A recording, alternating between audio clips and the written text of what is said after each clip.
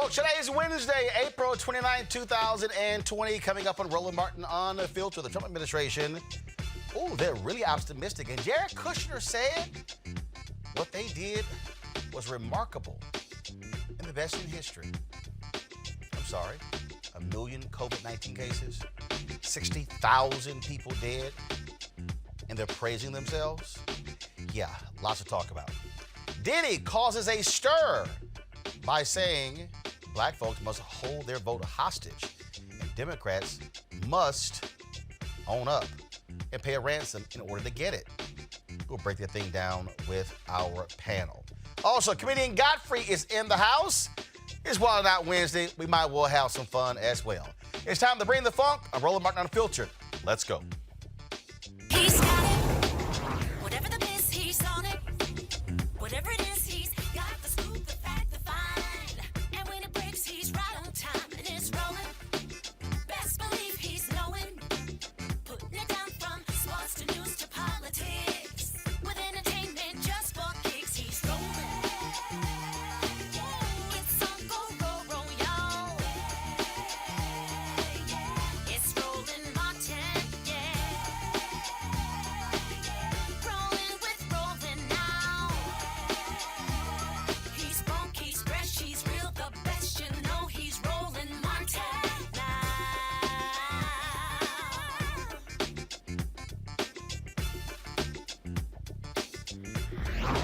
Martin.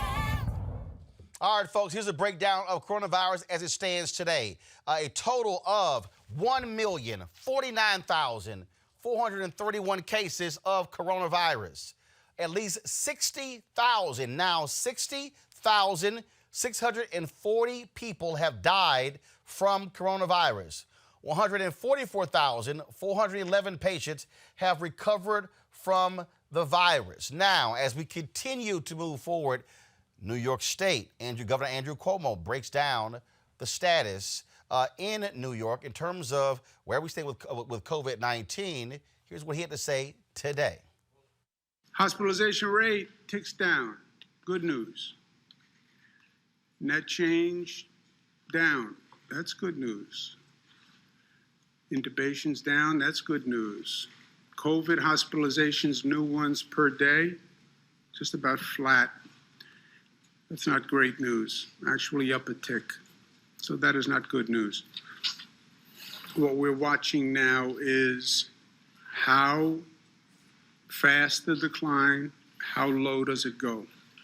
We don't want to see 1,000 new cases every day. We'd like to see that in the low hundreds, ideally, of new cases every day. Death rate, terrible news. 330.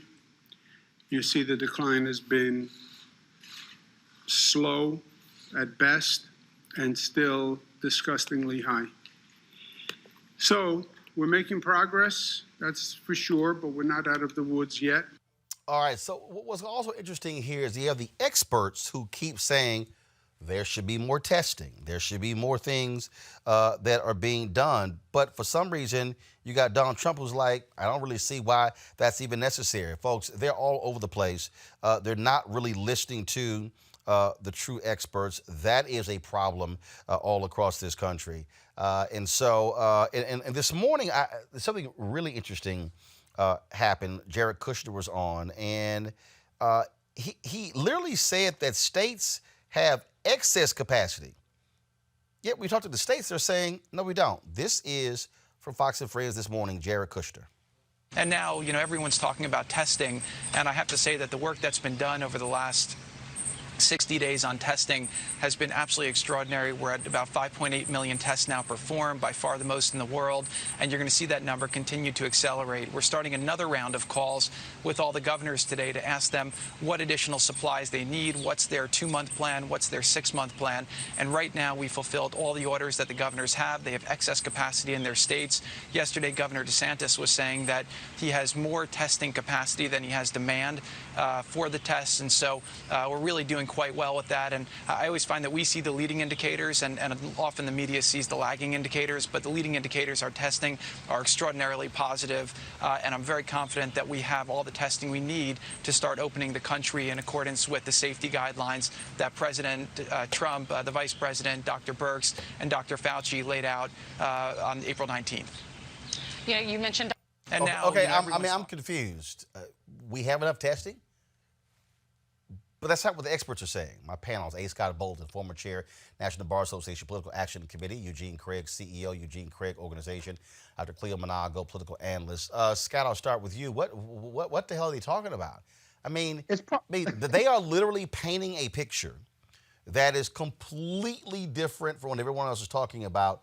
And I mean, polls are even showing that 80% of Americans say they're not going back out because they're not comfortable with where we are. We have not tested enough people. It's political propaganda. That's all it is. And this is a medical issue. This is a pandemic, and they're propagandizing people's health and their lives. And by the way, let me clarify one thing when you're listening public or public watching, that where the government says we've done more testing, we've got more supplies, we've got more everything than any other country. Yeah, you got more disease than any other country too. You have more corona than anybody else, and you waited 70 days before you started addressing it. It's like you were part of the problem, and now you're celebrating that you're part of the solution. Except one problem. You got hundreds of thousands of people, I think 50,000 or 100,000 who have passed away. And so you're telling the public half the story, not the full story. And until we get a vaccine and until everyone can be tested, there is no logical or scientific reason to go back to work. Those shops in Georgia and Florida, they're empty, other than a few Trump supporters. Think about it. Okay, and here's the other piece. Listen to what Jared Kushner also said on the Fox and Friends this morning. And again, we're on the other side of the medical aspect of this, and I think that we've achieved all the different milestones that are needed. So the government, federal government, rose to the challenge, and this is a great success story. And again, we're on the other side of the medical aspect of this, and I think that we've achieved all the different milestones that are needed. So the government, federal government, rose to the challenge, and this is a great success story. Eugene, I'm sorry. More than 1 million people test positive. More than 60,000 dead, and this is 26 million unemployed. I'm sorry, can you please explain to me what's a great success story? We're not getting Eugene's audio. Okay, there we go, Eugene. See, I'm not the only one. Sorry, there is no success story here. You have 60,000 dead, which is more than that died in the Vietnam War. All right. If we're looking at testing, the issue is that we don't have enough testing. All the experts are saying that we need millions of tests per day. We've had about 1 million tested. The other thing is this: if we're looking at where we do have actual data, like the New York Police Department and Fire Department, you're seeing where 17 and 24% of their workforce has the virus, and these are people that interact with people every single day. So if you're seeing 17 and 24% within those confined groups that interact with people every single day, you're probably seeing much greater numbers. I mean, if we have full-scale capacity, you probably would see numbers of 20, 30, 40, maybe even 50 million people that have already contracted the virus. But the issue is this: it's not a success story. Jared Kushner's out there. I mean, they went to Fox and Friends, but that's the only place that will accept that rhetoric and propaganda from them. But the thing is, it's up to voters to hold Trump accountable. Cleo, again, great success story. This is not a success story. And see, what they're doing is they're saying, well, the initial models were saying 100,000, 240,000 could die. So, just 60,000 died, so success story. Well, as we all know, Trump and his administration are running for president, are hoping to get 4 more years. They're concerned that they might look bad if they don't say that they are doing well. And it's important to understand that Trump's rhetoric has worked for him. Trump is being Trump. Trump made up lies, and there were other news stations, including you, who had documented his lies when he was running for president. So he's doing what he does. Now, of course, there's people in this society, including among his constituents, who are suffering. But as I've said before, power, retaining white power, retaining people who have a white, making great America again agenda, staying in power is way more important than coronavirus and its casualties and the facts of the matter.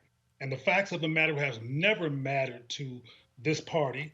And unfortunately, in some instances, it has worked for them in terms of the way they portray themselves. People say, okay, well, it sounds good. I mean, I've heard people applaud Trump, even after at hotels, et cetera, after he lied and just sounded ridiculous. Matter of fact, there's people on his cabinet right now who look at him sideways when he's speaking, like the woman that's over this whole coronavirus project. So we'll see what happens when the election comes up. Yeah, it is quite amazing to watch how all of a sudden they are redefining what is success. The reality is this, Scott. Trump's polling numbers are way down. There was one story I read coming in where he was yelling and screaming at his campaign manager on Friday for his failing poll numbers, but it's because he was running his mouth at news conferences and constantly lying to people. I mean, what you have here, this is the real deal here. What Donald Trump wants to do is he wants to shove everything to the states and say, yo, I'm good. I did everything. I'm good. I'm playing. Y'all let me know what you need. That's why this whole deal, we're the backstop, we'll get this here. They do not want to assume any responsibility for this, and they want to blame, here's going to be the first thing, Democratic governors, Cuomo, Newsom, Pritzker, Illinois, the governor in Michigan. That's what the game here is. It's not to actually save Americans. That is not the plan here. No, and it never has been. Remember, the 70 days. 70 days they waited. They created the problem, and now they want to be seen as saving America from the problem that they, in large part, created. So that's the first thing. The second of all, when you wait 70 days, you cannot lead at that point. And so the most convenient part is we're going to be a backstop for the states, and then he can blame the governors, as he blamed China for withholding information, as he blamed the World Health Organization for not being allegedly honest. But the buck stops with the federal government. The federal government should be leading on this effort. They've certainly got more money than the state. And what you're getting on the ground from the state governors and some Republican governors is completely inconsistent with what the press conferences, the information from the press conferences. And wouldn't it be ironic and fitting that the economy has tanked because they waited 70 days? The information that they're sharing isn't the truth on the ground, so his supporters and his detractors are being affected by it. They're not testing the people that they say that they have tested. The revenue, or rather the resources, aren't on the ground unless in some states there are. And so this is something that Donald Trump cannot politically run away from. It sits right in his lap. And it'll be interesting to see, notwithstanding the polling, how many people, Republicans, Democrats, and independents, blame the White House. I haven't seen the recent figures, but some of the figures I looked at 2 or 3 weeks ago, that the blame was sitting, even with some of his supporters, on his lap, because it's been documented what he did wrong. The virus doesn't care about politics or Donald Trump. It cares about infecting people, and you can't politicize or create false facts or fake facts to beat this virus. This virus is winning until we get our arms around it. And look, again, at the end of the day, what this is the real motivation here, Eugene. Only thing Donald Trump can run on is the economy. And he is so desperate. He is so desperate to be able to say the economy came roaring back. See, stock market's going up. That's it. That's it. He knows. He can't run on nothing else. That's it. Can't run from it. And look, this is what you're seeing, right? There's a poll released today that shows he's down in Texas to Biden by 1 point. Every other poll that's come out over the last week has shown him down to Biden in multiple places by 5 or 6 points. The economy is done for the year. I mean, the GDP report that came out today, the economy shrank 5%, and job losses and folks filing for unemployment skyrocketing week in, week out. And so his only thing that he could have run on was the economy, and that card is out the window. So he's freaking out because he knows that without and the only positive message he possibly could have presented, he has nothing to run on. So he's putting pressure on all these red state governors to restart their economies. But, what he doesn't understand is that forcing these restarts early will actually cost lives, and a lot of those lives will be Trump supporters. Cleo, I'm sitting here looking at the New York Times, and it says the U.S. coronavirus death toll is actually higher than reported. According to CDC data suggests total deaths in 7 hard-hit states are nearly 50% above normal. Mm-hmm. That's what the CDC is saying. When you look at these numbers, and they're talking about New York State, New Jersey, Michigan, Massachusetts, Illinois, Maryland, Colorado. Well, this is to be expected with a respiratory virus, a virus that's transferred through spittle, through breath liquids, and people breathing. And so not everybody's wearing masks, and no one knows when they first came in contact with coronavirus. So I think that we're still going to be hearing more and more, as you have just showed us with that data. But I think it's interesting when you go back to Trump, is to understand that he has never been able to admit fault. He has never been able to admit when he's challenged. He's always used rhetoric and talking about how wonderful and how great and how excellent and how beautiful and how perfect things are to come off as winning. He's always been able to talk his way through things. And I'm not sure, because the man was a crook day one in 2016 and before when he was running, if he'll lose. I mean, obviously, statistically, it looks like he's going to lose because, as Eugene mentioned, he can't use the economy anymore to say, look how great I am. But we're being logical again. And logic is why people thought that he was not going to become president in the first place. There is some conscious or unconscious concern among his constituents and people who don't allow themselves to be known to be part of his constituents about white people staying in power. But at the same time, Biden is white. Biden is running, and Biden is not particularly affirming of black people in demonstrative ways while he's running. As you know, they're talking about hoping that he picks a black woman. That's a whole other topic. But the bottom line is that, getting back to Trump and this virus, he lost. We lost. And the reason that in the very beginning it took us so long to jump aboard and take care of this is because, again, he's very concerned about how he looks. And he didn't want to talk about any tears in what he was doing. And here we are. But we will see, and it's still a mystery from my perspective, if that's going to matter when it comes to the next election, even though Biden is an older white man too. So that will help in terms of creating some real competition for Trump. All right. Yeah, but Roland, one other thing is he can't grow from that 40%. He couldn't before, but he really can't now because of the economy and this pandemic. I gotcha. All right, folks. What role does vitamin D play in all of this? Tyler Perry dropped this video yesterday, and I said, you know what? Let's have this conversation with the doctor. So this is what Tyler said yesterday on his Instagram. Talk about something that's very serious. And listen, this is not a cure for COVID-19. Please hear me clearly. This is not a cure for COVID-19. But I have a bunch of my doctors, I talk to them quite often, and my dermatologist in L.A., Dr. Programs, brilliant woman. And we were talking about vitamin D. And for me, my vitamin D is low. It's always been low. For most African Americans, it's low.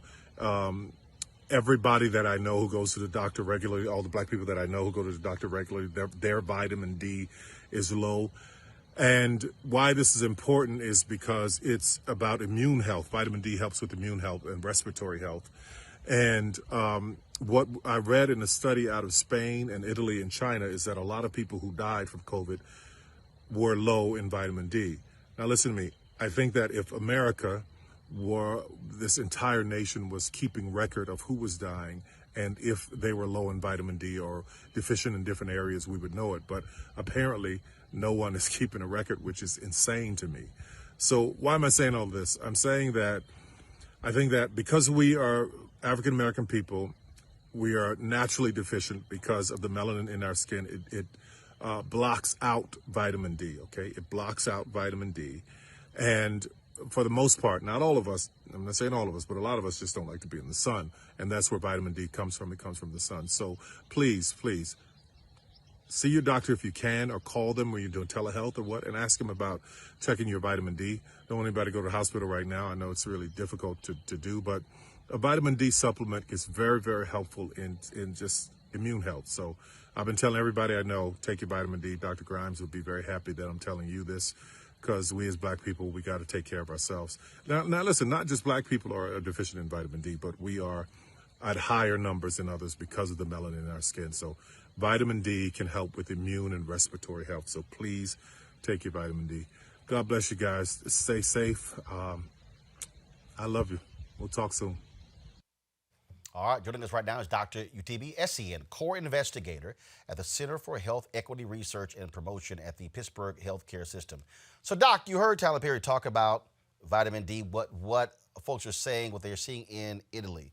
Any truth to that in terms of the United States? Is that an impact here? We also, of course, with the craziness we heard last week with Trump talking about the sunlight and the body, and can we shoot the light on the inside out, all that nonsense. Dr. Birx did also say the importance of the role the sun can also play in impacting this virus. Please explain. Sure. So first of all, I applaud Tyler Perry for staying attuned to the Italian Chinese literature. I think as he noted, the immune system does play an important role in managing any virus, whether it's this novel coronavirus or the influenza virus. And when patients present to the emergency department or end up in the intensive care unit with a severe respiratory infection, vitamin D levels are really not a laboratory test that we check, just because by that point it doesn't necessarily influence or further change the course of the infection. I think, as has been suggested, and not just by him, but other commentators, vitamin D levels, vitamin C, all of our natural vitamin levels are really important to keep on top of, and are just a part of the prevention planning that we advise any patient during this crisis. But I would hesitate to say that vitamin D is the be-all and end-all of this pandemic, or the reason that it's disproportionately infecting individuals of color, as we're seeing right now. So when you heard Dr. Birx last week talk about the role the sun plays in this, what about that? Yeah, so I think that may be important. And as we know, the data around so many different processes, whether it's actual medications to treat an acute infection or being prevented by the sun, we just don't know, given how early we are in the stage right now. I know we've heard about ultraviolet light and light affecting and being able to clean surfaces, but in terms of its role in preventing individuals from actually both preventing the disease as well as treating the disease, we just don't have that information right now.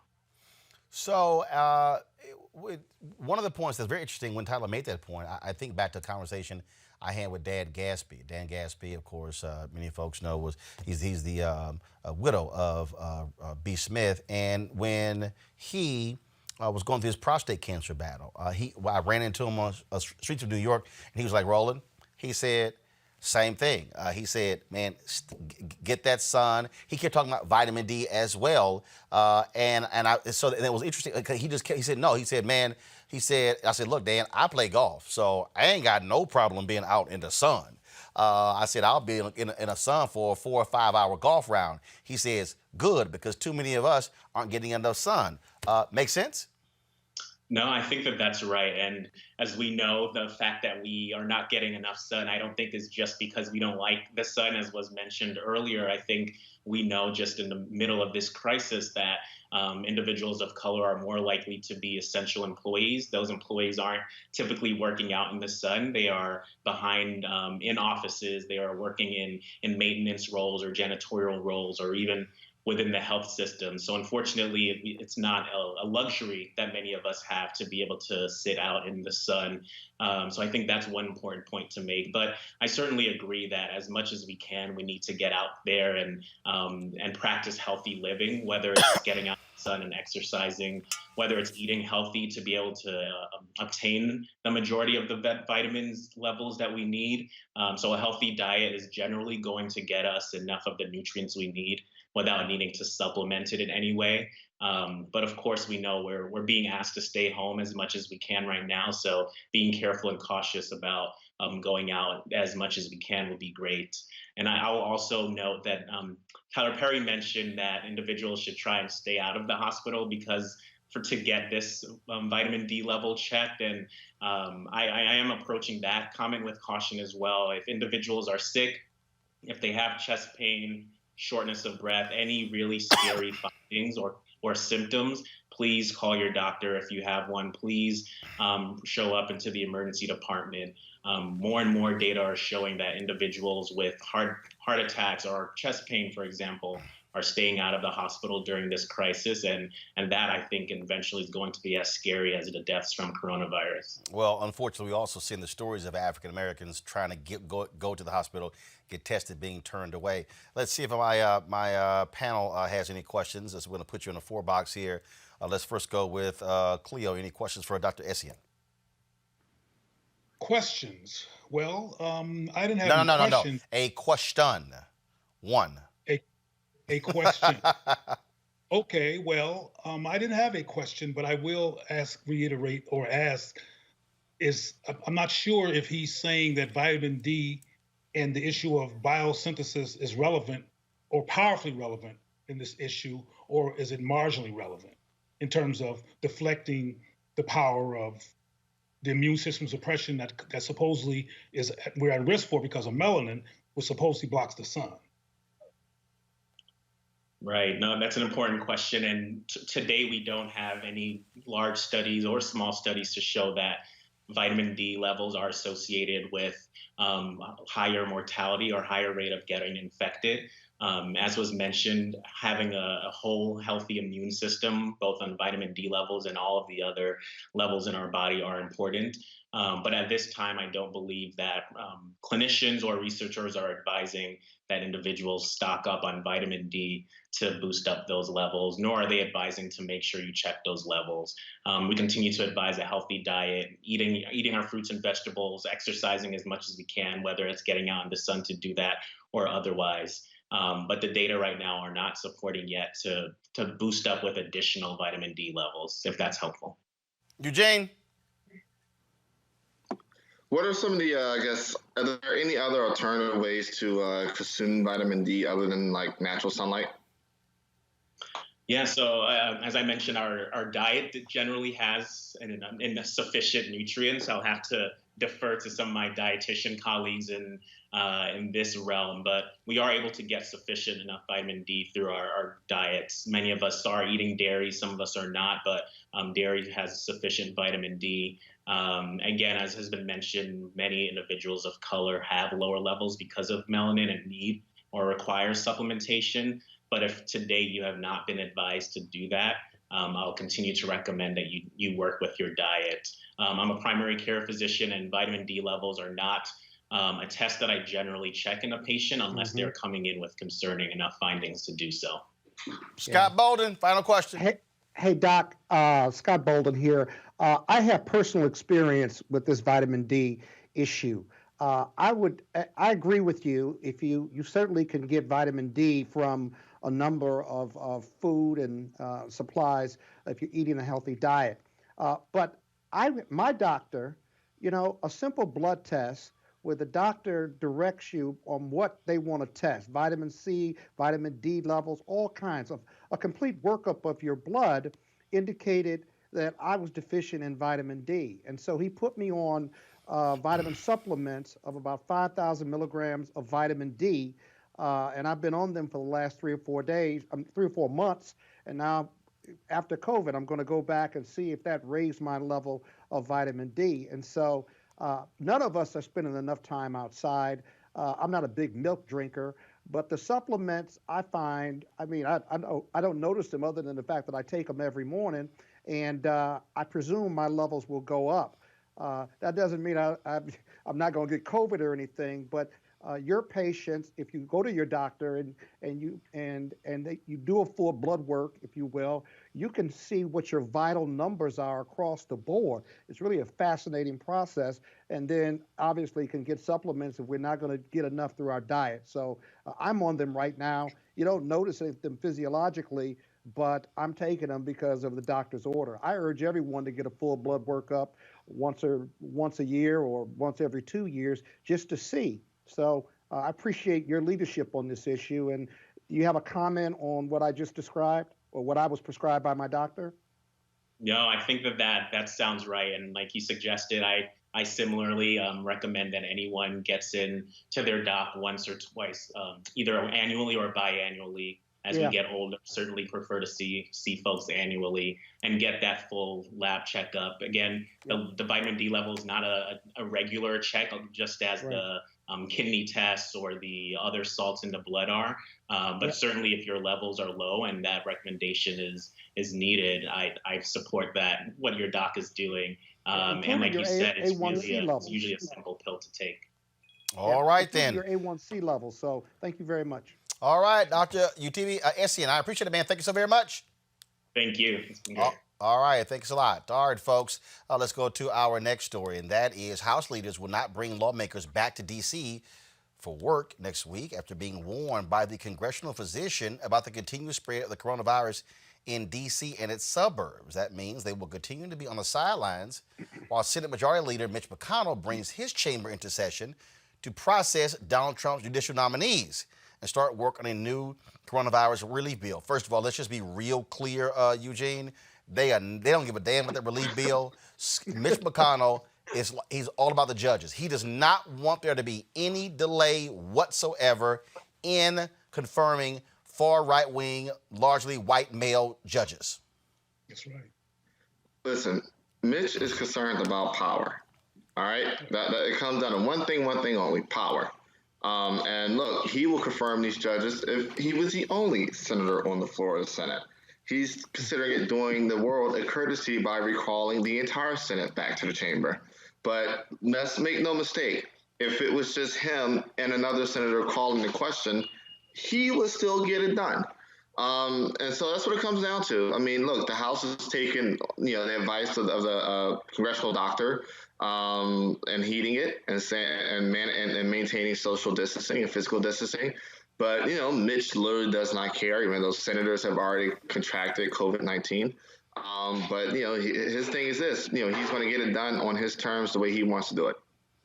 That's what this is all about, Cleo. That is pushing through these judges.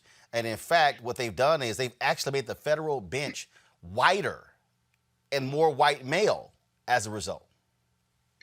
Their only concern in terms of distancing is power distancing. Pretty much co-signing what Eugene just said, their focus. And frankly, I'm envious of people who are that focused, because that's how you get things done. You strategize, no matter what happens, you stay on point and you make sure that you do what you believe is important to do. And I wish the Democrats had that kind of laser beam focus, that scorched earth focus on power, not power just for the sake of white supremacy, which is what I think is happening with the Republican Party, but power to influence society, to transform in ways that are beneficial to the citizens of this country. But they're expected to do what they're doing, and as you know, they've been putting in judges the whole time. And interestingly enough, not even Democrats have put a light on that phenomenon in terms of it being a relentless part of their narrative that look what Trump is doing. Look what Trump is doing to make sure that even if he's not president again, that there's people who are going to be there for decades, if they live long enough, to ensure that there's policy that co-signs a white supremacist agenda. I just wish there was more focus from the Democrats to alert the people that that's occurring. And unlike the Republicans who are laser beam focused on their agenda, sometimes the Democrats don't seem to be the same in comparison. Scott, what about that? Is it about power? Here's the notice to the public. The most important race in this country coming up in November is not the presidential race. It's the race between Mitch McConnell and Amy McGrath. Right now, there's an internet fundraiser that's going on right now. I gave, and I'm going to continue to give to her because the Senate, the Democrats have a chance to turn the Senate, but even if they don't turn the Senate, if they can turn Mitch McConnell back to Kentucky and Amy McGrath can win that race, and there's several others that Dems can take over because of this White House, then we need to be focusing on it. I know Biden's important, and I know the presidential race is important, but if we can turn that Senate and turn Mitch McConnell back, that solves a lot of our long-term issues. That solves the federal judiciary. A third of the judges has flipped and are Republicans now. Many are not qualified. And so the real race that we really need to be focusing on is the McConnell race and some of these Senate seats out of South Carolina, I think North Carolina, and a few other states that are very winnable right now. So, right. It's not just, obviously, it's not just McConnell's. You're talking about Arizona. You're talking about Maine. We're talking about North Carolina. Yeah. You got 2 seats on the ballot in Georgia. You got Cornyn down in Texas. You also have the race in Montana, Colorado. Eugene, bottom line is this: Republicans are very concerned about Trump's numbers because they know, and they're saying, hey, they're also getting outraised. You got Jamie Harrison, who outraised Lindsey Graham in the first quarter of this year. Amy McGrath, who is going against, first of all, she's not going against McConnell. They get to have the primary there because you got a brother who's also running in that race as well. So the bottom line, so Kentucky has not had their primary. So we don't know who the Democratic nominee is going to be, but Republicans are going, wait a minute, we're getting outgunned, outraised by these Democrats. There is worry among Republicans that they could very well lose the U.S. Senate. Very much so. Oh, yeah, the Senate's gone. For all intents and purposes, the Senate's gone. Between Cory Gardner's seat, Tom Tillis' seat, the seat in Arizona, and then it's literally pick any one that you want from the remaining. So wait, but hold on. So right now, hold on, one second, hold on. So right now, the Republicans hold, what's the advantage they hold in the United States Senate? A four-seat majority. So they have a 4-seat majority. 4 seats. So the 4-seat majority. Yeah. Now, first of all, are any of the Democratic seats, are any of them in danger of them losing any of them? Only Doug Jones. Doug Jones in Alabama. So really, what needs to happen is the Democrats need to have need to pick up 5 seats. Because they need to net 4. Net 4 and win the White House, or net 3 and win the White House, or net 4 and take the Senate outright. So if you assume you have a situation similar to what happened in 2000, where there was a 50-50 split, and for about a year, Cheney was the deciding vote in the chamber after the 2000 election. Okay. But the way things stand right now, Democrats need to flip 3 and take the White House, or flip 4 and take the Senate outright. And maintain their seats on the Democratic side. You can't presume they may not be in danger, but the Democrats have got to hold their seats for those numbers to work, Roland. Well, first of all, the Democratic seats that are up, the only one they are really in danger of losing is Senator Doug Jones of Alabama. Right. Yeah. That's the only one. Booker's not going to lose his seat. The last election was totally different, where they were in a number of states where Trump won. That was the issue they saw in 2018. And so they look. Kelly is leading McSally in Arizona. Collins, her numbers are way down in Maine. Then, of course, you have what's happening in. First of all, what's happening in, as you look at North Carolina, where the Democratic challenger is actually up on Tillis. And so, trust me, Republicans are real concerned about that. And that's the most important thing evangelicals care about. All they care about are right-wing judges. That's all they care about. And so that's what qualified or not. Hold on. Whether they're qualified or not. Scott, I wonder if you believe that the Democrats are going to take advantage of what you just recommended. Yes. You believe they're going to do that? No. I'm serious. Here's what I think. Here's what I think Democrats have finally come to realize. So I'll take you back to when Democrats previously controlled the United States Senate. Patrick Leahy from Vermont. He was very conciliatory in terms of working with Republicans. Then, of course, Republicans say, well, it was Harry Reid who changed the rules. No, Harry Reid did not change the rules on everything. He did not go to the nuclear option on everything. Mitch McConnell then said, okay, fine, I'm gonna do a nuclear option on everything. Everything. So Harry Reid's deal is we will not use a nuclear option on Supreme Court justices. McConnell was like, damn that, I will. Not only will I use a nuclear option on it, I'm not even gonna take up Merrick Garland. I really do believe Democrats have learned, and their deal's gonna be, we get the Senate back. Oh, we ain't paying y'all no damn attention. And this is where the Democratic base has to apply a level of pressure if Biden wins to say, no, don't try to run out trying to find these moderate voices to make them happy. Do exactly what they did. You pick the most hardcore folks you have and say, y'all ain't got the votes. So I don't care. But here is the only caveat that Scott, you could jump in and answer this here. There are more moderate to conservative Democrats than there are.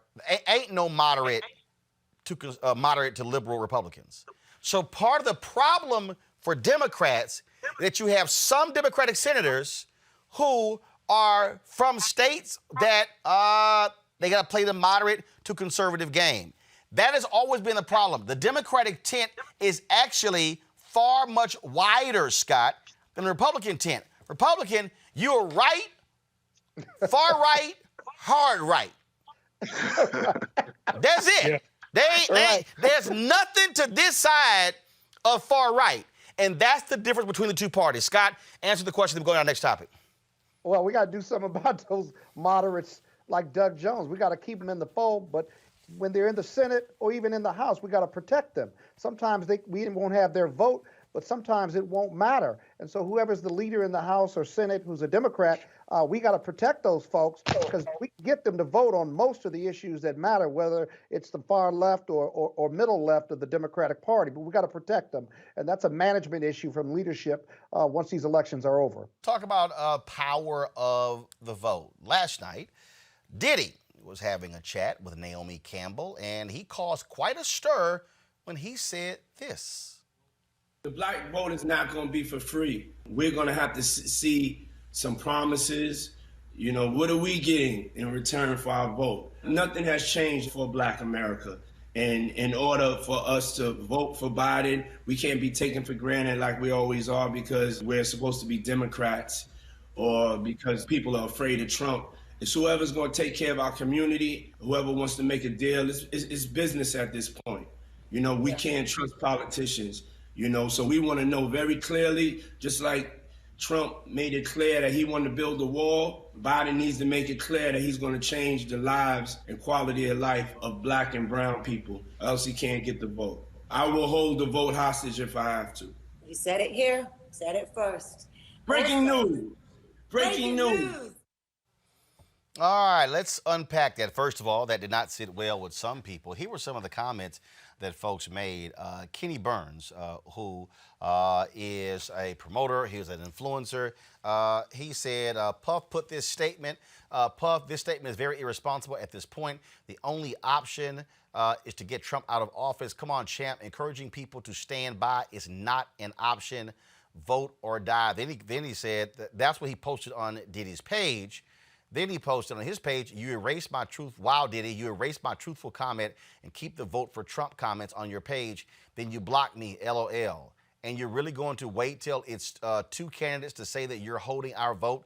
Come on, champ, this is not leadership. Where were you during the primaries? What happened to vote or die? Trump being put out of office is the only option, period. Isaac Hayes III dropped this video. First of all, I'm going to go to the Jamie Foxx comment. This is what Jamie Foxx said on Diddy's page. Pull that up. Okay, you don't have it. All right, so let's do this here. Play the Isaac Hayes III comment, then I'm going to read for you the Diddy comment. We don't have the Isaac Hayes comment. All right, I don't know why we don't have those two things. Let me just do this here, fine. Let me find the Diddy comment here. And it was interesting, again, on all this back and forth that was going on. Let's see here. Right here, here's the comment. Here we go. All right, Jamie Foxx comment at the top of the page right here. So I'm gonna take a picture of that, then I'm gonna blow it up for you. All right, folks. Okay, so here we go. So here's what Jamie Foxx had to say on Diddy's page. Go to my iPad, please. Vote Democrat. The amount of pressure that we put on our candidates are too much. There is no way that anyone can live up to what we think should be a candidate because we want perfection. What I suggest is if we really want to change course, it's about getting behind the values, not the person. The other side won because they wanted legislation. Supreme Court justices, etc. Look at the criteria the other candidate had that was Republican.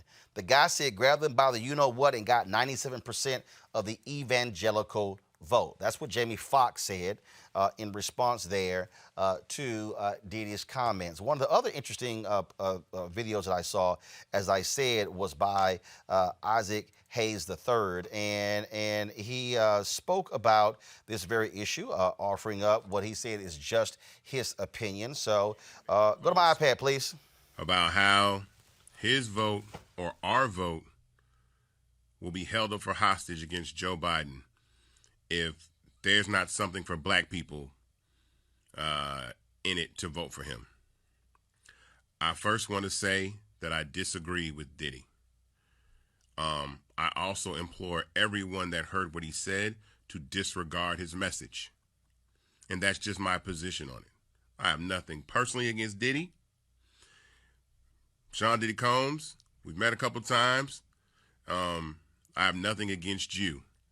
I do think your post was arrogant in the fact that you felt you spoke for all black people, including myself, and said that from the whitest town and the wealthiest town in America, Hollywood. You can't have it both ways. You can't live in Hollywood and then also simultaneously represent black people. I just don't think that that's hypocritical at minimum.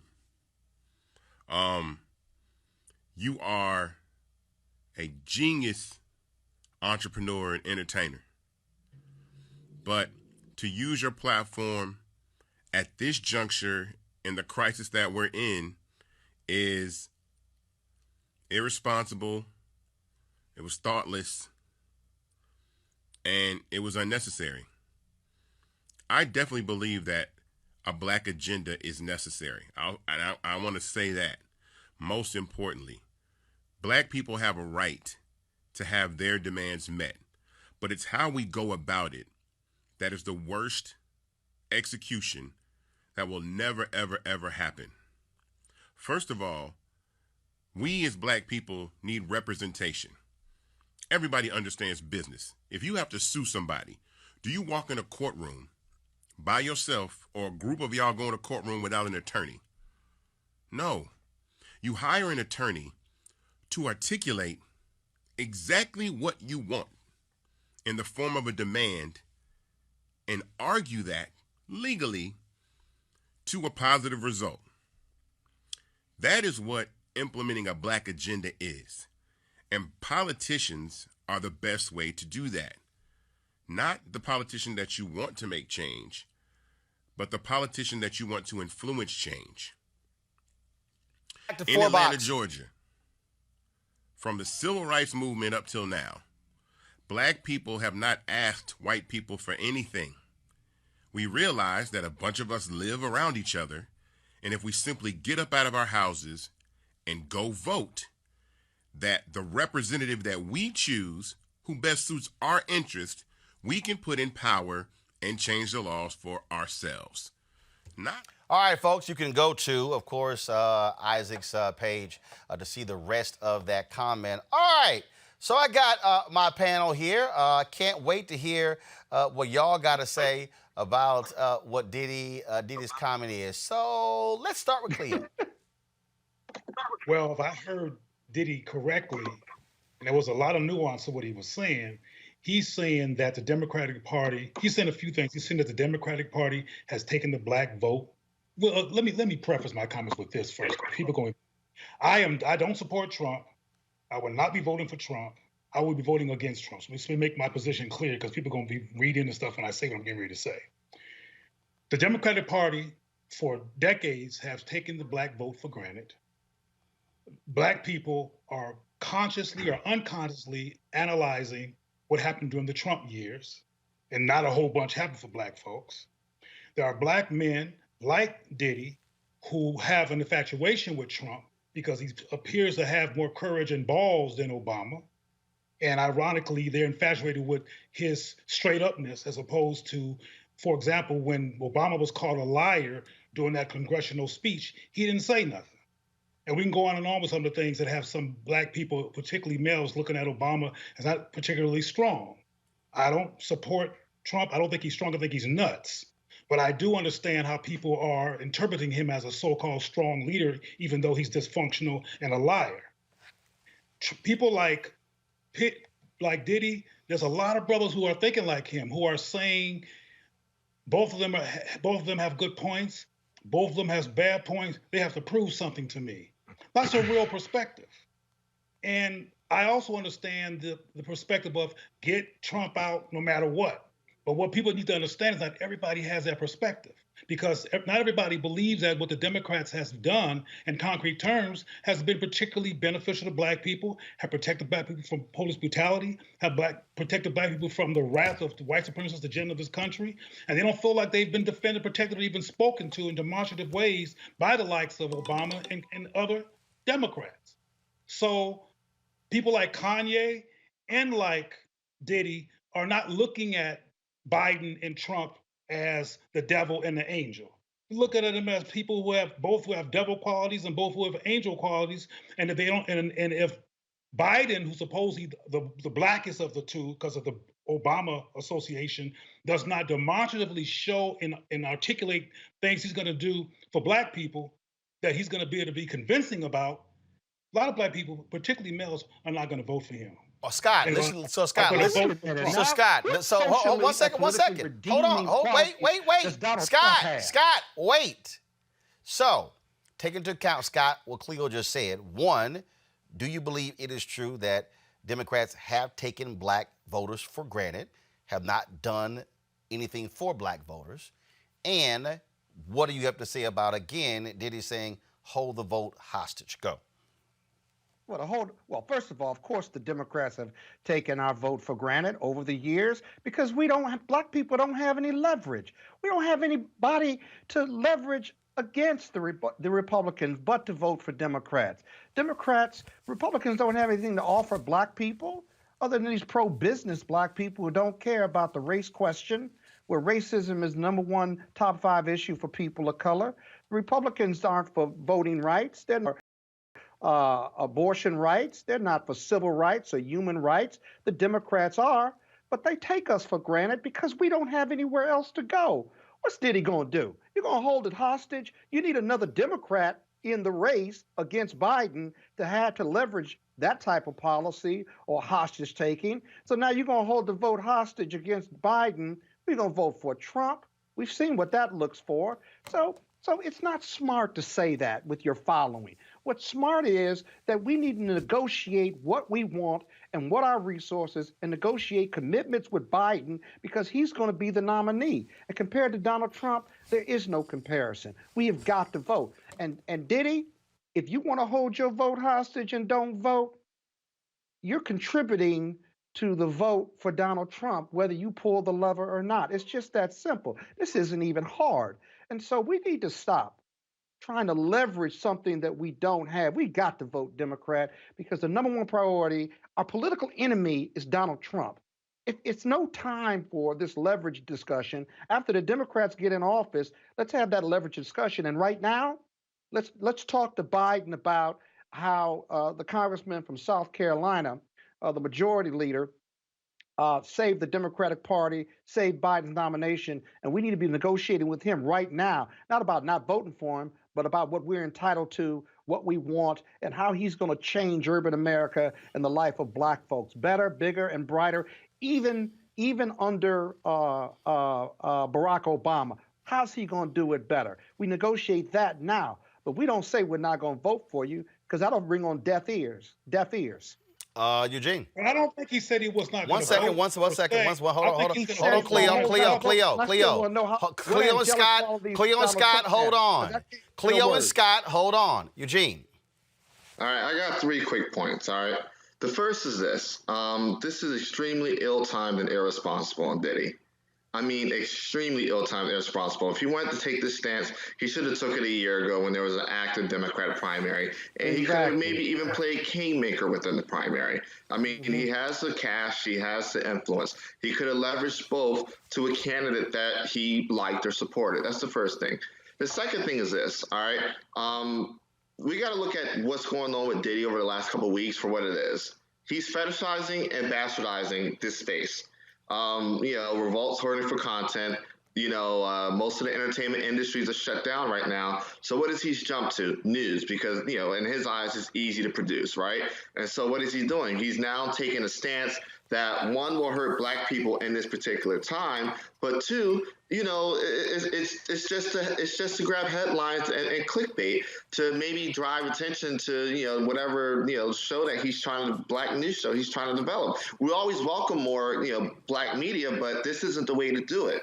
You don't fetishize and take advantage of this particular space that's being curated, because it's not as if, they're grabbing voices that are actually knowledgeable on the issues that they want to cover. They're grabbing celebrities to come talk about this stuff, this shit that, and they don't know what the fuck they're talking about. So that's the second part about it. The third thing is this, all right? If Sean P. Diddy Combs really wants to have influence and effect within this space, this is what he needs to do. First and foremost, you're wealthy, all right?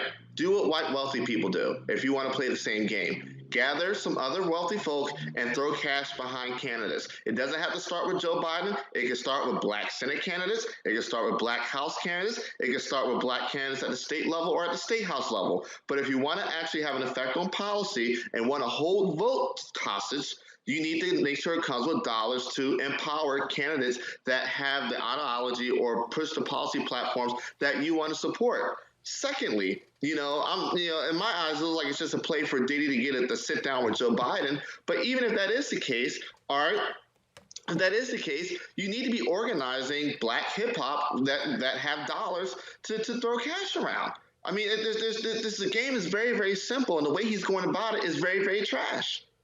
Okay, so here, one second. So here's what I'm gonna do. I'm gonna do another round of the three of you, and then I'm going to weigh in. I'm gonna go Cleo, Scott, Eugene. Cleo, go.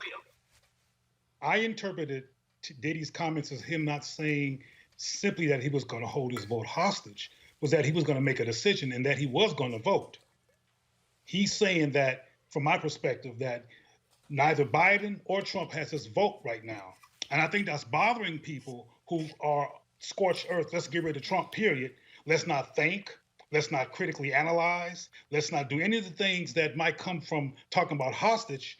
Let's just make a decision and get rid of Trump. And I think that's problematic because not everybody is clear on what to do because of the Democratic Party's history of not really being powerful on behalf of black people and demonstratively supportive of black people, or having a larger list of success stories for black people based on their administration. And that's real. I said on your show a long time ago, Roland, that it's not going to be good enough to just be a Democrat. And it's not going to be good enough to just be against, for some black people, to be against Trump. Whoever is going to get this Democratic support from black people, people like it. And I'm also don't believe in, and I'm not going to get caught up in this, he's rich and he's poor. He's black. And I know some people who don't got no money who have a very similar perspective as P. Diddy in terms of the fact that they're not convinced of who to vote for or not. And the hate Trump movement, which I'm a part of, by the way, but the hate Trump movement is not enough because the Democratic solution has not been helpful to black people in demonstrative ways for many decades, and they see the Democratic Party, as P. Diddy said, as taking black people for granted. And if they keep taking black people for granted and not doing things that speak to black people, we're going to be in this conundrum. All right, but Scott. They certainly take the Democrats certainly take black people for granted, but the Democrats support more of our issues than the Republicans. There can be no political purity test, just like there can be no racial purity test with presidential candidates or any candidates at the federal or state level. We want someone who's going to support us, want to improve the quality of lives of our communities of color, and you take your chance with any of your vote, but your vote is still powerful. P. Diddy, you need leverage. And so I'd like to see P. Diddy. I'd like to see all of these hip hop entertainers. We talked about some last week, and put their not just their money where their mouth is, but if you really want to make change in this country politically, not only invest your dollars, but register voters, and more importantly, invest in taking people to the polls all around this country, because that's the answer. If you just register to vote, you can't guarantee that the people you register are going to vote on election day. I'd like to see a group of us get together and invest in taking people to the polls to ensure that our vote is made and our vote counts. And there is no alternative but Biden right now. And any talk of it is going to fall on political deaf ears of both the Republicans and the Democrats. And if you don't vote, that's a vote for Trump. And that's not changing, Roland. That's not going to change between now and November. So that's just a plain political and social reality. Eugene. You know how idiotic this is? I'm going to tell you how idiotic this is. Joe Biden has had a plan for black people since he launched. All right? It's on his website. Everybody says, oh, Biden has a plan for black people. You literally just need to go look it up.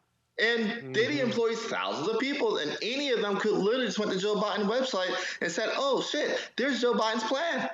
All right? And then this is the other part about it. It's not just his plan. As the election is going along, he's pulled pieces from all the other candidates into his black plan. He's taking pieces from Kamala's plan. He's taking pieces from Elizabeth Warren's plan. He's even now taking pieces from some of the things that Bernie Sanders has thrown out there. He has a black plan. And for P. Diddy and others to come back and say, oh, man, we're not going to do anything until Joe Biden comes and presents his black plan, they look idiotic and dumb because it's right there. Go read. Being in writing is not enough, Eugene. It has to be articulated. So being in writing is not enough. It's been articulated for a whole year. It has been articulated in 20 debates. I think Eugene. Eugene? That Biden did? He didn't articulate his plan? All right. No. Okay. Black people. All right. So now my turn. So first of all, I want you to play again what Diddy had to say yesterday. Press play. The black vote is not going to be for free. We're going to have to see some promises.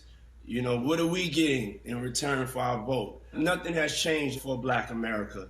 And in order for us to vote for Biden, we can't be taken for granted like we always are because we're supposed to be Democrats or because people are afraid of Trump. It's whoever's going to take care of our community, whoever wants to make a deal. It's business at this point.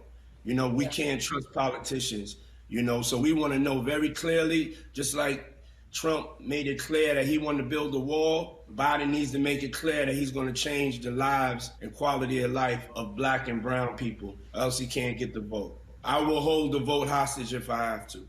You said it here, said it first. Breaking news. Breaking news. So allow me to unpack that. Diddy said, first of all, that what hasn't been done, the lives of African Americans have not been improved. That's demonstrably not true. Problem is, it's some African Americans. If you look at where African Americans were, again, using 1968, 1970 as the marker, and then going forward, there has been some improvement. The reality is this, and this is where I think folks miss the boat here. The reality is this: how black people have been impacted economically, housing, education, health, cannot and will not be determined by one individual. Not going to happen. Not going to happen. We're talking about a complete infrastructure in this country. President, Congress, judicial, governors, state houses, county, city, school boards, the entire apparatus. So no one person actually impacts that. He is correct that there should be a demand. There should be a very clear demand made by voters. He's right. Evangelicals made it clear what they wanted from Trump. They accepted him and all of his hoeing ways. They accepted him and the porn stars. They accepted all the cheating on the wives because he said, I'm going porn right-wing judges who are going to get rid of abortion. We know Donald Trump is actually pro-choice, but he will say whatever he needs to say to get their vote. What you also have here is that part of the problem is you have this fractured leadership. Isaac Hayes III talking about, well, who goes and represents. Well, it's part of the deal. Does the NAACP have an agenda? Yes. Does the Urban League have an agenda? Yes. Do civil rights legal groups have an agenda? Yes. Does the CBC have an agenda? Yes. But then we get to this whole debate, well, they don't represent us, they don't represent us, they don't represent us. So then how in the hell do they get there? So who do they so who do they represent? We act as if the NAACP doesn't have 2,000 chapters made up of regular, ordinary people. We act as if the National Urban League don't have branches. They do. We act as if our civil rights organizations really aren't talking to anybody, but they are. And so part of this deal is we have this debate constantly, the black agenda, the black agenda, the black agenda. National Coalition of Black Civic Participation, Black Women's Roundtable, they got an agenda. They got an agenda.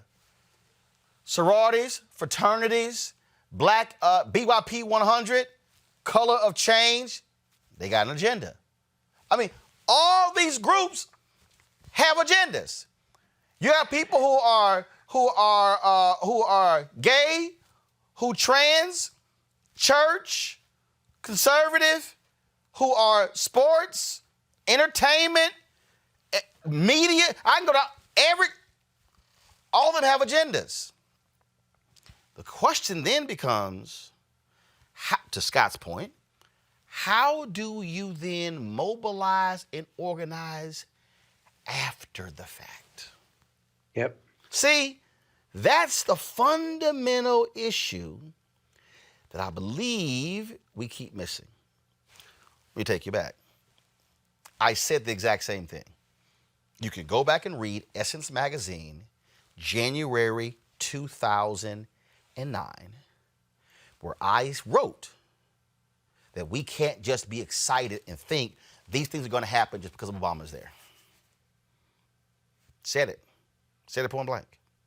In fact, if you read my book, The First, President Barack Obama's Road to the White House, as originally reported by Roland Martin, I wrote it in the book.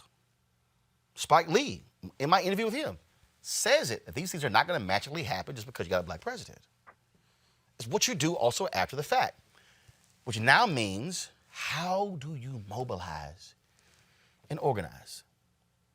One of the fundamental issues that we have, folks, is also how do we take our resources and then begin to say, move people?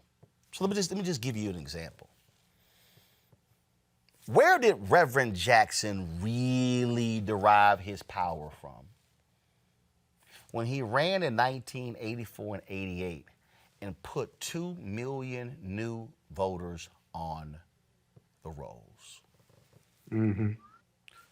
That is what elected Richard Shelby as a Democrat to the United States Senate in Alabama.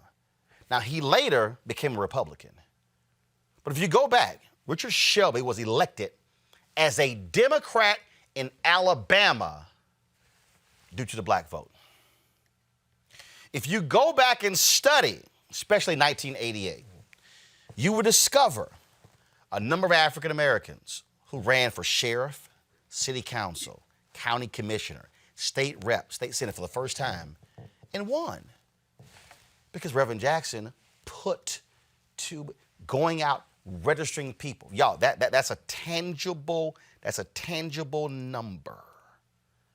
See, saying I have millions of people on Instagram, Twitter, Snapchat, Facebook, YouTube, Tumblr, TikTok does not actually translate into real power.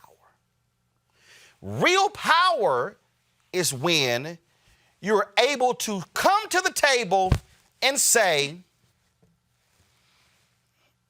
if I go give this directive, they will follow. Right. Now, there's a real negotiation. After 2016, I had Bob Johnson on my TV One show, and he was talking about how African Americans, how we need to work with Trump. And let me be real clear. Do I think Trump is awful? Absolutely. Do I think he is atrocious? Absolutely.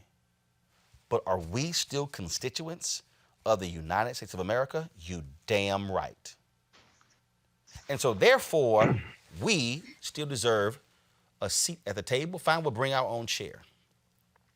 So here's what I actually hope happens. And I go back to that Bob Johnson conversation.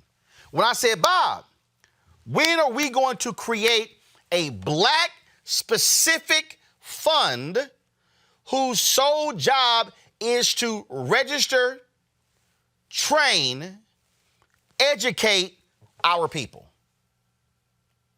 Because what we cannot do is continue to have this conversation where we're waiting. This is us right here, okay? What's the candidates going to do? What's the candidates going to do? Are the liberal groups, are they going to then put money into our voter registration efforts? No, here's the deal. Who are the 5 largest black get-out-the-vote entities in the country? I would say, sure, you got the NAACP here. Sure, you have the National Coalition Black Civic Participation. You got Black Voters Matter. You can also talk about DeJuan Thompson's group, Be Woke. And then we could talk about a number of smaller organizations that are in various states. So the thing then becomes, okay, so in order for us to hit a certain number, so what is it? Like what's the number? Like we know this. There are 250,000 eligible but unregistered black people in South Carolina. We know there are about more than 300,000 in Georgia. There are 900,000 eligible but unregistered black people in Alabama. 500,000 of them are African American. There are several hundred thousand in Mississippi. Then what's the number in Florida? The reason Andrew Gillum is not governor of Florida today is because in the red counties in Florida, that's right, the turnout in those counties range from 65 to 75%. If you pull up the chart, it would take you about 13 to 14 counties to get to the first blue county, and the number was 57%. So what am I saying? What I'm saying is, on one hand, you have education, mobilization, organization, registering people. First off, education. Why voting matters. I'm not telling you who to vote for. I'm saying why voting matters. Then I'm connecting the dots between federal, state, local. Because when somebody comes along and they say, well, local is really the most important thing, forget everything else, that's a lie. Because local is going to ask state for money. State is going to ask federal for money. Local is going to ask federal for money. So you can't say those things are separate and divorced. So now let me deal with it. So now you say, okay, fine. So how do we educate, empower, enlighten? Now I've got that. Now I got to get you registered. Now I've got to get you to the polls, which now means, how do we do it? Who are the people? What are the buses? What are the cars? How are we making it happen? Are we walking people? What's going on? So I'm unpacking all these things.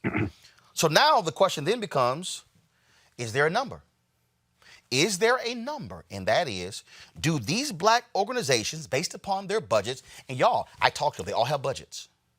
They then say, we need $20 million in order to put 5 million people on the rolls. That's the number. So here's what I hope. I hope, because you went with Kenny Burns mentioned vote or die, I hope really what the plan is for Diddy is before you get to the black agenda is that I create the entity or restart the entity that serves the purpose that says we're going to study the map. We're going to target these 8, 10, 12, 14 states. We might support existing entities, but we're going to fund black specific voter education, voter registration, voter turnout. And when you have the entity, you have the data, which means that you have the name, the phone number. I want y'all to go to the New York Times and read the story they did on Brad Parscale, the campaign manager for Donald Trump, how they're using data to drive. And so now all of a sudden, if you're Diddy's entity and you bring in Killer Mike and you bring in T.I., and you bring in Gabrielle Union, and you bring in Dwayne Wade, and you bring in LeBron James, and you bring in other singers, you bring in other entertainers, you bring in athletes, then you bring in, you join with the Black Economic Alliance, the black folks who are partnering there. All of a sudden, then you begin, now all of a sudden you have what is a Black Council. The Black Council then goes, all right, NAACP, this is what y'all are doing. Urban League, this is what y'all are doing. This group, this is what y'all are doing. Now we have on the board what Black America is doing in these different spaces as opposed to operating in silos and I'm competing with you. We don't need 30 black women's voter initiatives nationally. What we need is a handful where we're now dispersing money and resources to various individuals. Folks, when you do that, then you're able to say, Joe Biden, let me holler at you. Joe, just so you know, we're sitting on a database of 3.7 million people. Joe, in 2016, 2.4%, there was a 2.4% drop in black voter turnout. Had Hillary Clinton gotten the same number that Obama got in 2012, she would be president. You know you can't win without us. You know that it cost $1,000 to convert a voter that don't like you, meaning a Republican, versus it's cheaper to convert to get somebody who's already more in line with you, and that ranges from $20 to $50 in terms of how you target them with ads, things along those lines. Now all of a sudden, this thing goes beyond a video with Naomi Campbell. It goes beyond a post on Instagram to what is the most important thing, and that is infrastructure. That is how you're able to move. What Lyndon Baines Johnson did not want is for Dr. King to roll up in the White House with 10,000 people outside the gates. The reason Reverend Jackson was so successful when he dealt with companies in the 60s and 70s and 80s, especially with Operation Breadbasket, and if y'all please go read Demi's book on this, they did not want 200 preachers in Chicago taking to their pulpits and announcing that we're not going to buy from this store. You cannot make threats unless you have an organized entity that stands behind you. If you make a threat and there's nobody behind you, they will laugh at you because they know there's no one behind you. Exactly. To put it simply, you ever seen somebody walk up to somebody else talking all kind of smack because they think they boys are behind them? And then they say, me and my...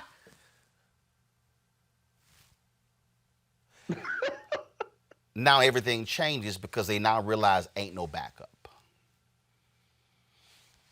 What I hope we now focus on is not video that Diddy posted, not the comments of Kenny Burns or Jamie Foxx or the several thousand people who posted. I want to focus on organization, infrastructure. How do we fund it? How do we target our people where we're not waiting on anybody else?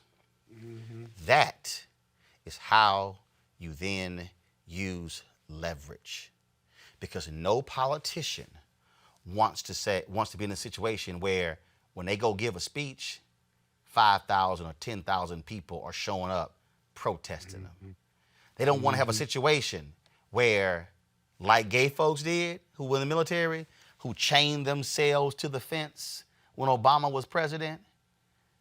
Yeah. Do y'all also remember when the DACA folks stormed one of Obama's campaign offices in Ohio and took it over? Y'all remember that? That's how those things happened. 2010, LGBT folks, Obama wasn't sitting here moving on Don't Ask, Don't Tell. They closed their checkbooks. Guess what happened after the slaughter in 2010, the midterms? Obama came out and said, we got to get Don't Ask, Don't Tell passed by Congress. By December, it had been repealed by Congress. So, how do black people use their pocketbooks? Y'all, this is politics. This is how it's done. Now, let's see what happens next, Diddy. Next, Killer Mike. Next, other folks involved. If there is no plan, all this was simply a moment. You want to have leverage, you got to build a movement. I'll be back on Roland Martin Unfiltered in just a moment. You want to support Roland Martin Unfiltered? Be sure to join our Bring the Funk fan club. Every dollar that you give to us supports our daily digital show. There's only one daily digital show out here that keeps it black and keep it real as Roland Martin Unfiltered. Support the Roland Martin Unfiltered daily digital show by going to RolandMartinUnfiltered.com. Our goal is to get 20,000 of our fans contributing $50 each for the whole year. You can make this possible. RolandMartinUnfiltered.com. All right, so a lot of y'all are always asking me about some of the pocket squares that I wear. Now, Robert don't have one on. Now, I don't particularly like the white pocket squares. I don't like even the silk ones. And so I was reading GQ magazine a number of years ago, and I saw this guy who had this pocket square here, and it looks like a flower. This is called a shibori pocket square. This is how the Japanese manipulate the fabric to create this sort of flower effect. So I'm going to take it out and then place it in my hand so you see what it looks like. And I said, man, this is pretty cool. And so I tracked down, it took me a year to find a company that did it. And so they make these about 47 different colors. And so I love them because, again, as men, we don't have many accessories to wear, so we don't have many options.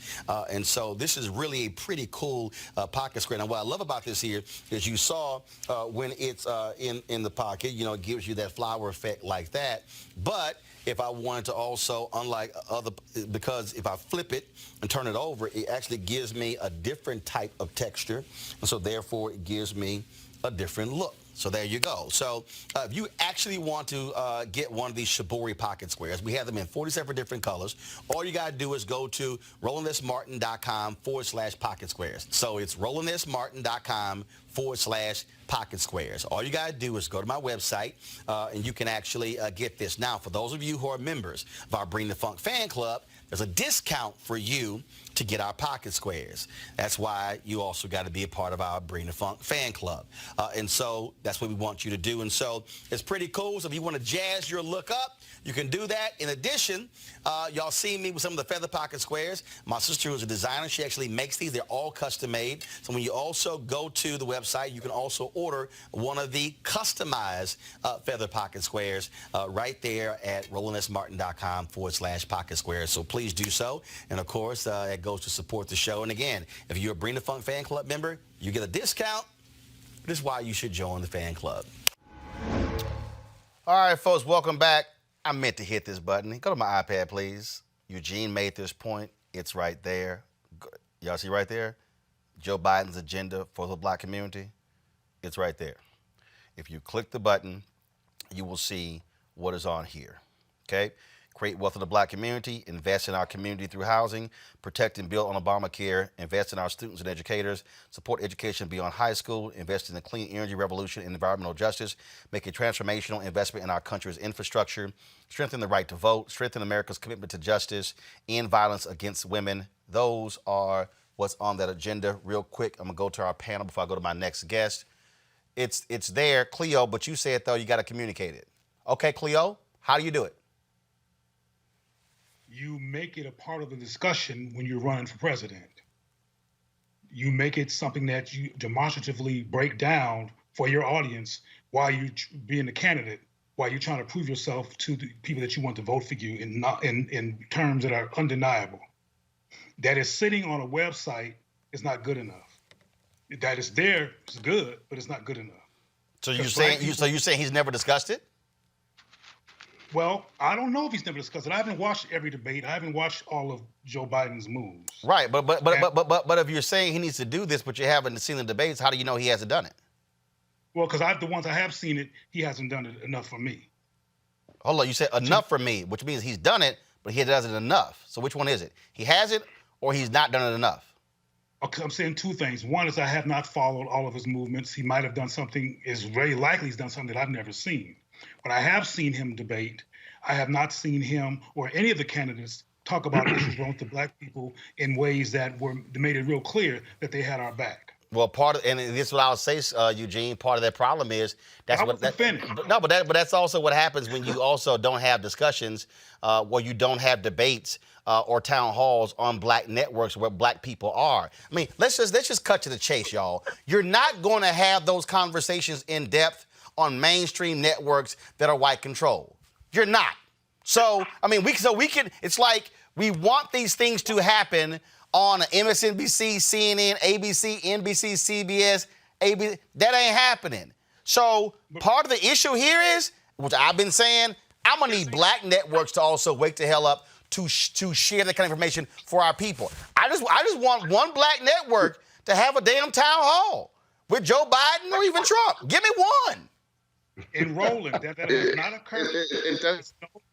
And recognize, and the black people have a reaction to that. But I want to say real quick, if I may.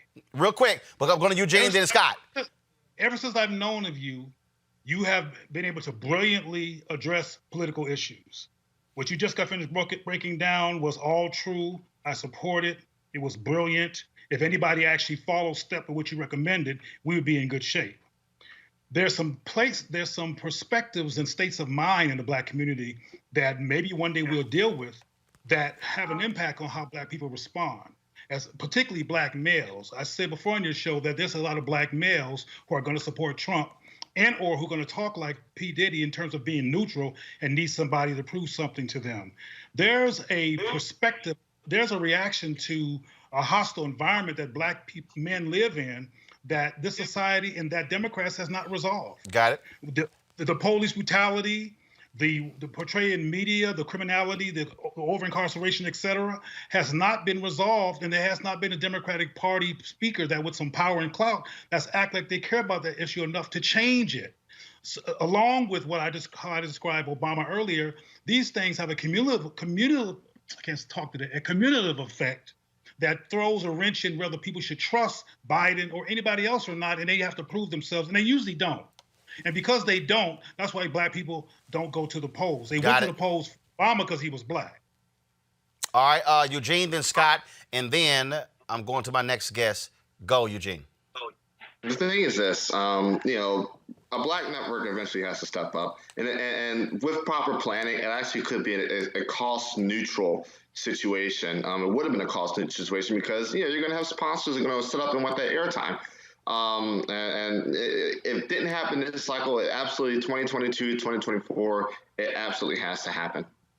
Scott, one of the Democratic presidential debates was at a historical black college. On ABC. It was on ABC. It was a damn disgrace that whatever you define as the African American agenda or issues important to African American was not discussed. Well, in fact, The you, last- you you actually had a much deeper discussion about black people at the debate that was on ABC that was in New Hampshire versus the one that was at Texas Southern University. I was there. You're absolutely right. Go ahead. That's right. And the last debate where there was more than two candidates, there was a substantive debate. Almost each candidate who didn't look like anybody on this network trying to put forth their African American bona fides on a litany of issues, which was really surprising. I think all of the Democratic presidential candidates had an agenda in writing, but also in their discussions. But remember, the first three, you didn't get to South Carolina where you had black people in the majority voting. So I think what Biden's attraction, or why Biden is attractive to African Americans, is not just Barack Obama, but he's been there and he's comfortable talking about these issues. He doesn't talk to black people or at them. He talks to them because of his years of public service, and that's why they trust him. That's why he won South Carolina, and that's why he's going to be the Democratic nominee. We cannot ignore that, nor can we hold him or anyone else to some racial litmus test on perfection, because he's imperfect as well. So I think he was convincing. I think all the Democratic candidates were convincing. But Roland, you said something about the definition of power. Your soliloquy or your presentation earlier was a definition of power, not just political power, but any power, and that is accountability. And so I think our work with Biden and the Democratic Party generally has to be about that organization build-out. And so I think we're going to be in good shape and better shape, but black people got to vote in massive numbers, not just register. But bottom line is you can't vote unless you can't get to them to vote unless you register them. You can't register them unless you educate and get them to talk about why, what they care about, and what matters to them. And so it all goes hand in hand. And folks, we talk about the importance of media. And my next guest last year launched a new mobile app called HBCU Go. It promised original content such as sports, music, entertainment, movies, edutainment, and live events. There have been some challenges in getting his content off the ground. Joining me right now is to talk about some of the problems that content creators face. Curtis Simons, he is the founder of HBCU Go TV. Curtis, glad to have you here. We were talking, of course, just that conversation there. Again, why black platforms matter, the kind of conversations that we have. And so you first of all try to start a HBCU cable channel. That did not go quite well. And so what are you now doing, and how have you been able to move the needle? Well, I think what you said earlier and what the panel's been talking about is some direction. Number one, you need that platform that has a channel that talks a little bit about what is into it for our society, our culture. Because one of the things that I think in this whole political ball game is money is the game, but the more important thing is we are the game. And we have to start believing within ourselves how powerful we are. And as many of you gentlemen laid out in what I was hearing over the last half an hour, I think there's a lot of different things in the agenda. And then I think Roland laid out very, very clearly, what it takes. The problem that I think we've got to work on as a family is pulling all of us together. We just work in silos. And when you have comments like Diddy's come out, then it shows exactly how separated we are and how we're not linked together to really try to grow the matter. Now, what I've done is, like you were saying, Roland, I've created not only the app now, but I've got a HBCU Go TV digital channel. So we just got up in February on Roku, and we plan to be up on Amazon in another month, and also on Apple TV. And we plan to open up that door and that platform to start being that voice for you and about you. With my education and working 14 plus years at BET and Executive Vice President of Marketing, I learned the value of what we bring to the table, because I saw a lot of things that you were saying about Jesse and other things early on, and how we definitely did not build the platform that could have been built. And we could have early on, as BT in its early days, should have been the Obama of black media. I mean, we should have been more of a force, but we went a different route, unfortunately. So I think that my new HBCU Go channel will begin to be that platform that you're looking for. And as you were talking about the town hall meetings, we were just talking about that in creating better town hall meetings on HBCU campuses so we can talk about this issue, because we understand the value of that vote.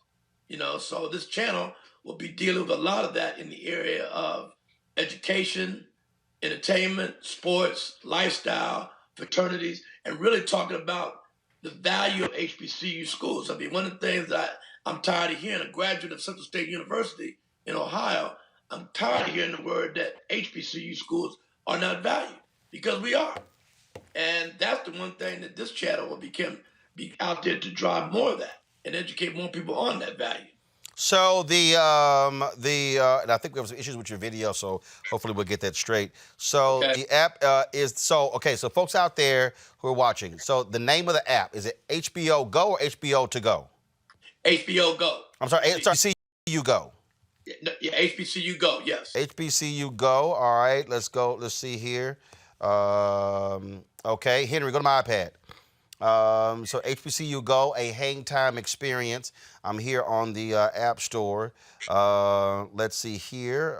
It lays out exactly. So let's go ahead and do this here. We'll go ahead and download the app. We'll take a look at that and see what's going on. And okay, so let's see here. So let's let's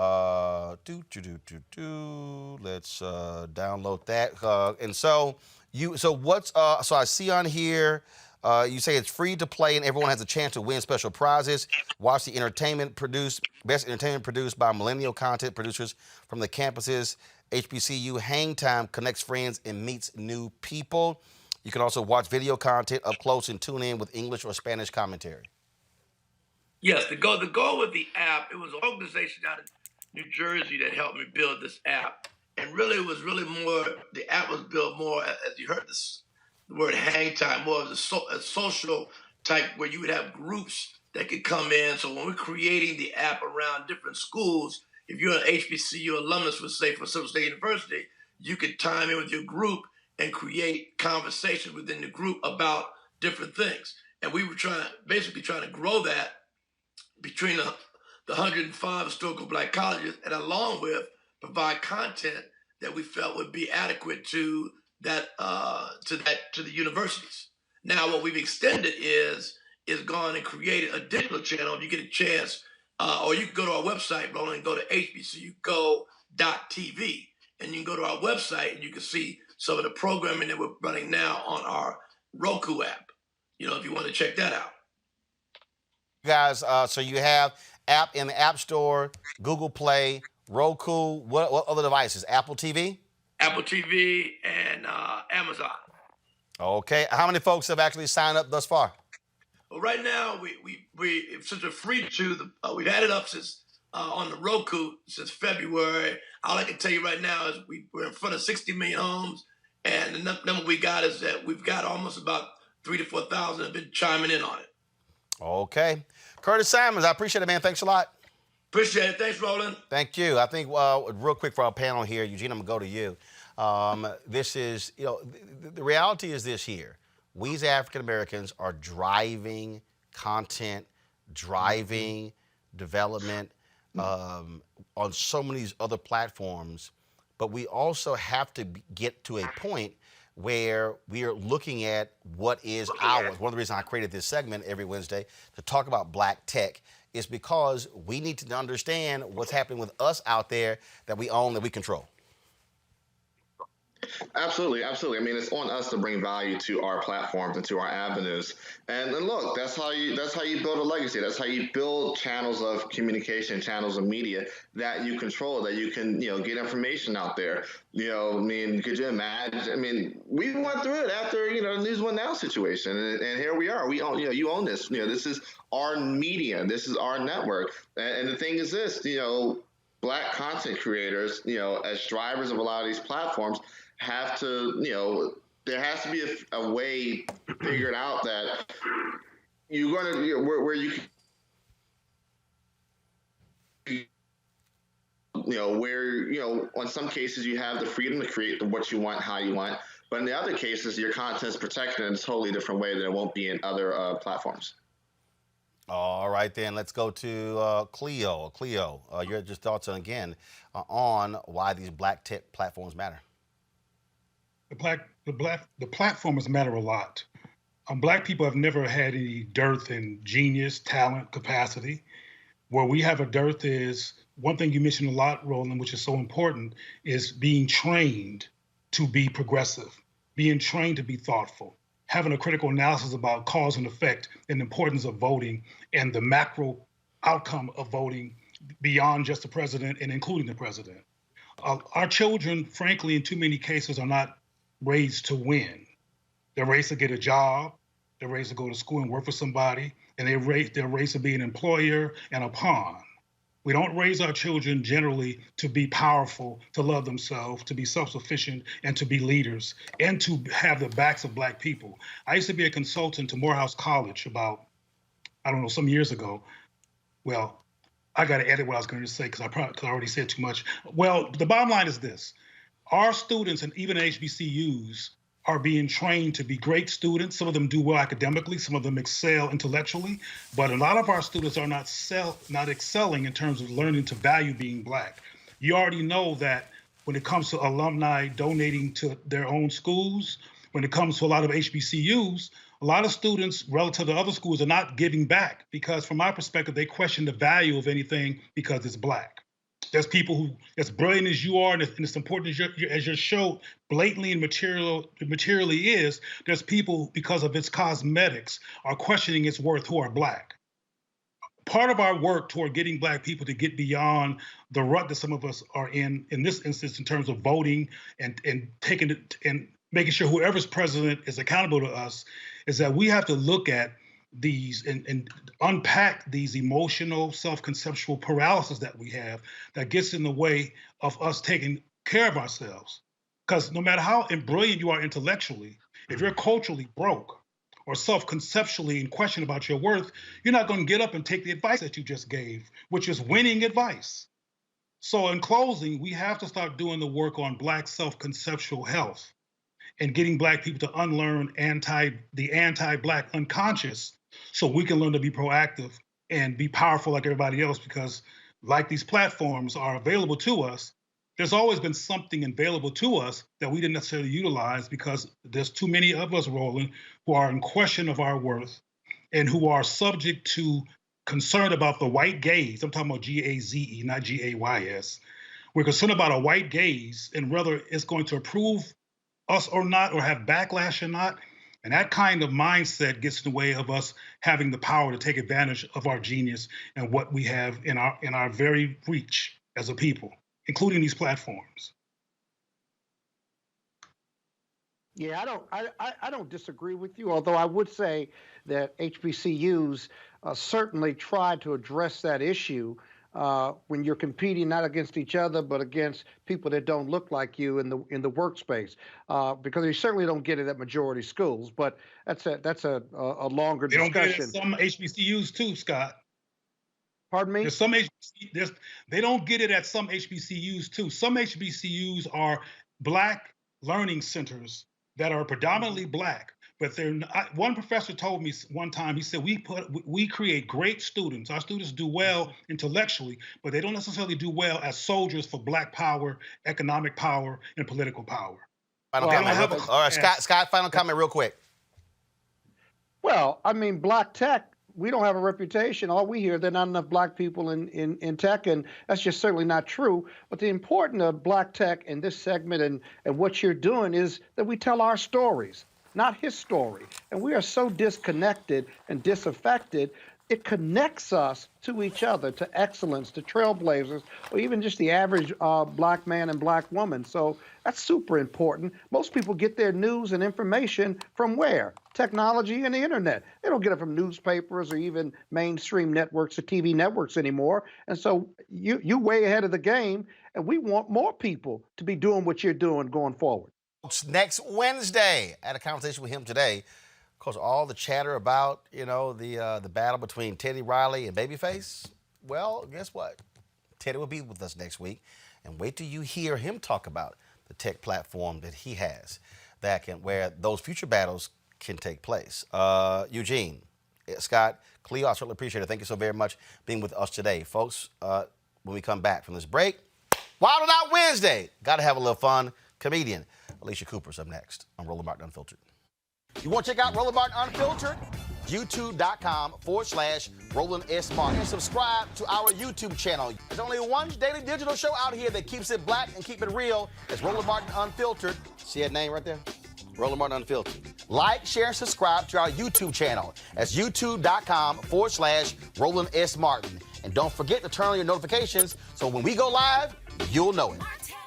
Fam, on this day, 7 years ago, Reverend Dr. William Barber, along with 16 others, were arrested at the North Carolina State Legislature for protesting for voting rights in public schools, the assault on the poor and unemployed, and those who are without health care. This led to the first Moral Monday. They, of course, changed North Carolina in a good way, still fighting the good fight. And so, big shout out to Reverend Dr. William J. Barber and all other folks, repairs of the breach, NAACP, and others who were fighting for what's right there in the state of North Carolina, and that thing is spread all across the world.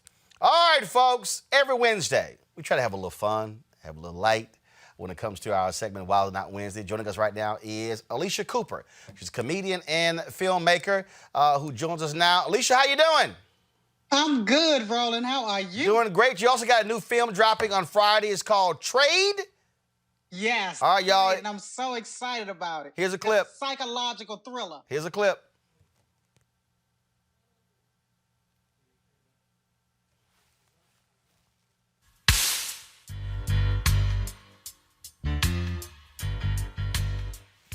It's your first time in? Nah, I did 6 months up in juvie. That's my first time in prison, though.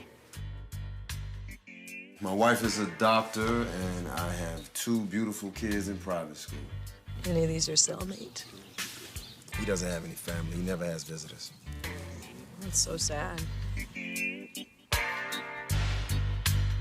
I'm so happy we got this place. Give me a call as soon as you get this, please. Come on. Come on. Fuck your money.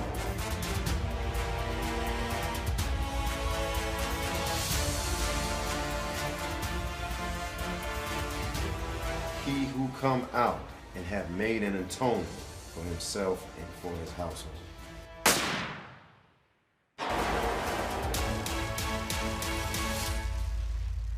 All right, Alycia, where folks will they be able to see the movie?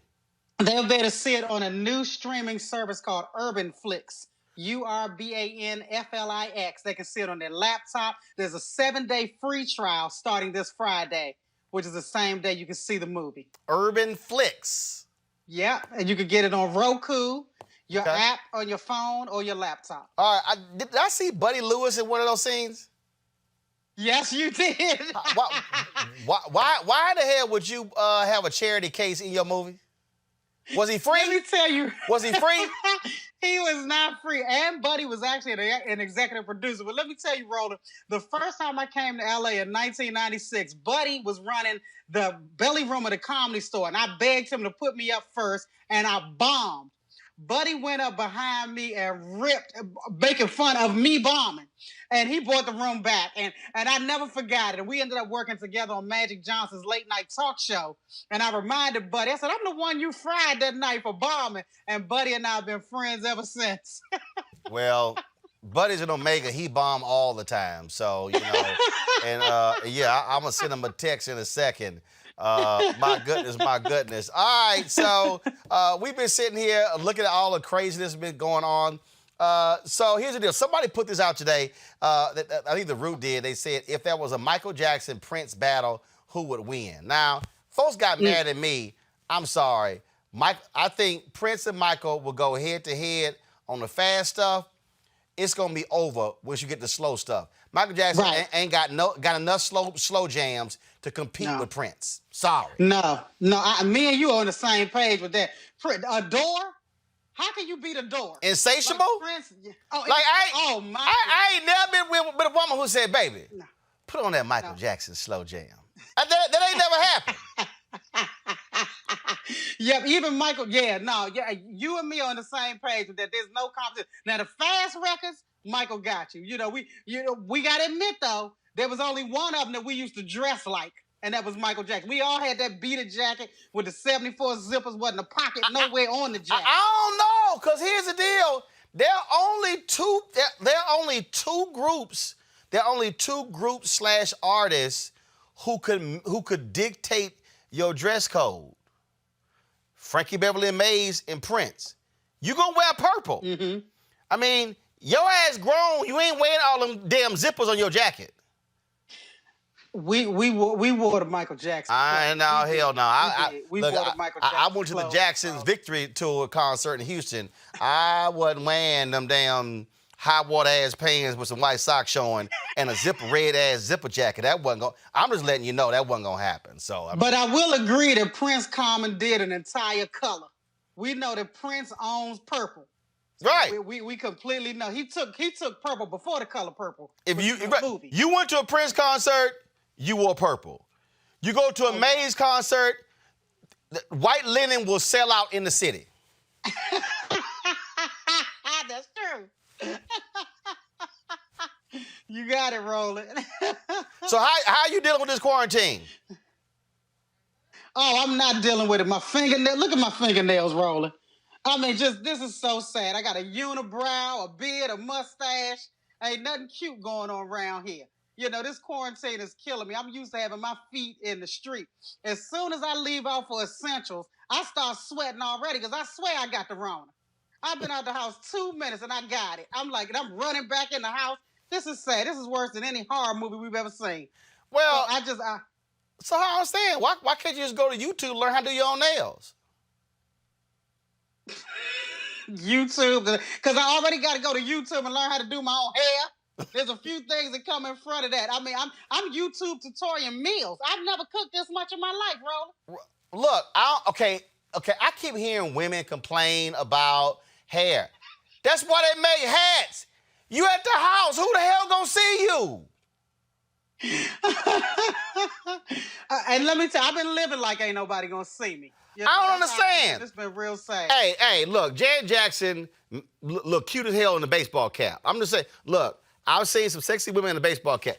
It's a hat. I don't understand why y'all women keep freaking out about this coronavirus, can't get your hair done.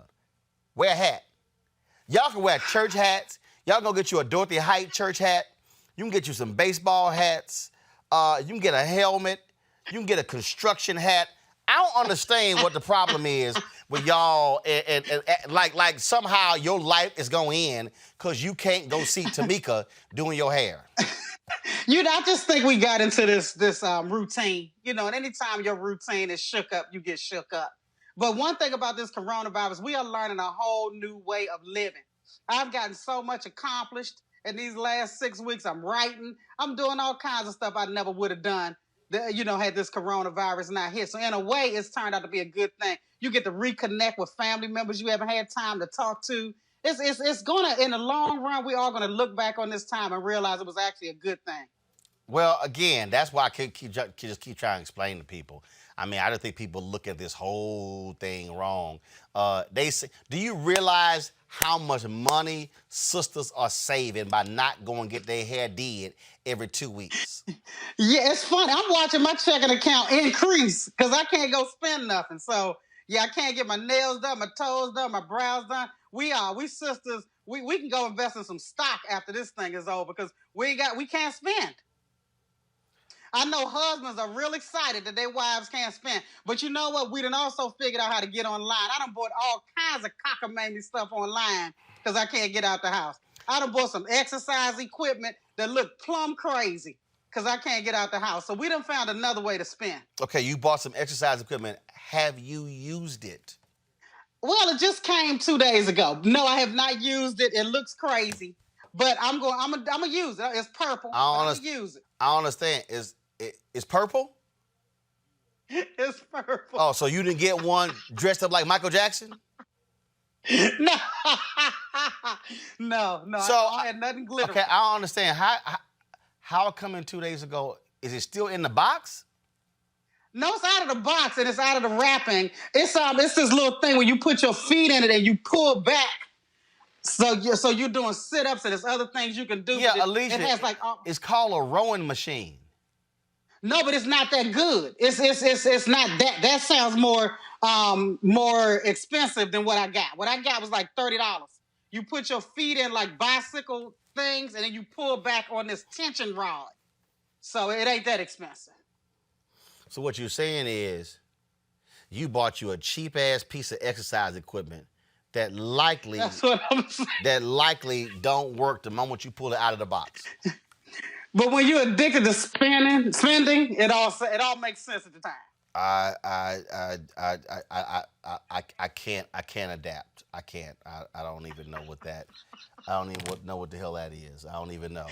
All right, so you cooking more, you writing more. Yes. All right. What else you working on? Working on some new material. Us stand-ups, comedy is still our bread and butter. So working on some new material. So whenever we can hit the stage, we can hit the stage. I lost so much work that first couple of weeks. I was headed to the Tahoe Improv on a Wednesday. They called us on Monday. Said Tahoe was closed down. I said, good golly, Miss Molly. So yeah, I'm ready to get back out and hit the stage. So I'm working on some new material.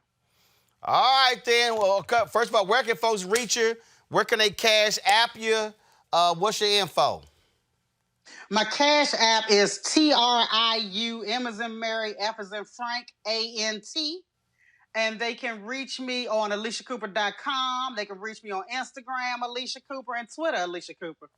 All right. Well, that movie comes out on Friday. Tell everybody again where they can watch it. They can watch it on Urban Flix, URBANFLIX. All right. Alycia, we appreciate it. Thanks a lot.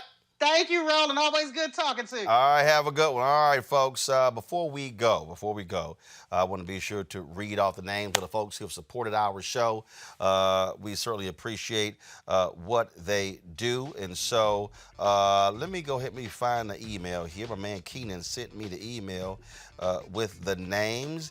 If you do not hear your name, just simply send us an email. We'll get that thing taken care of right quick and in a hurry. And so where is the doggone email, y'all? Okay, let me go to it right here. Let me go to it right cheer. All right, y'all.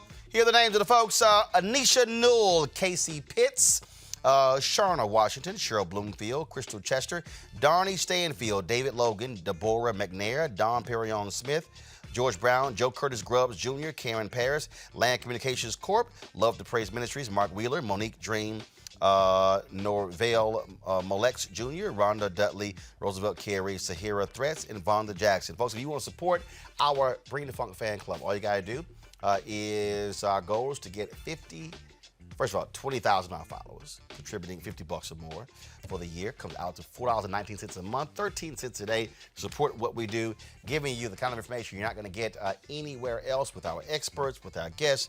That's what we're all about here. Folks, go to Cash App, $ right there, RM Unfiltered, okay? $ RM Unfiltered on Cash App. If you're watching on YouTube, you can support us as well by giving right there on our YouTube channels. I see more than 3,000 of you are watching today, so y'all can give right there. Also, actually, folks, Godfrey's going to be on the show Friday. Godfrey's going to be on Friday. PayPal is paypal.me/RMartinUnfiltered, paypal.me/RMartinUnfiltered. All right, folks, it has been absolutely if you want to pay with a credit card, go to RolandMartinUnfiltered.com. We can use Square to do so. So appreciate it. So you give right now, I'll give you a shout out tomorrow right here on the show. So we appreciate everybody who's given, no matter how much you contributed, because you make this show possible, and we certainly appreciate it. All right, folks, I'm gonna see you guys tomorrow right here on Roland Martin Unfiltered. Got a great thing for you tomorrow. I got a sister who she has created her own virtual reality headset. Friday, there's going to be the first virtual reality comedy show featuring D.L. Hughley, Chris Spencer, and others. The creator of that, a sister, she'll be with us tomorrow. Her site is called Seek.com, CEEK.com. Don't want to miss that conversation. See you tomorrow. Holla!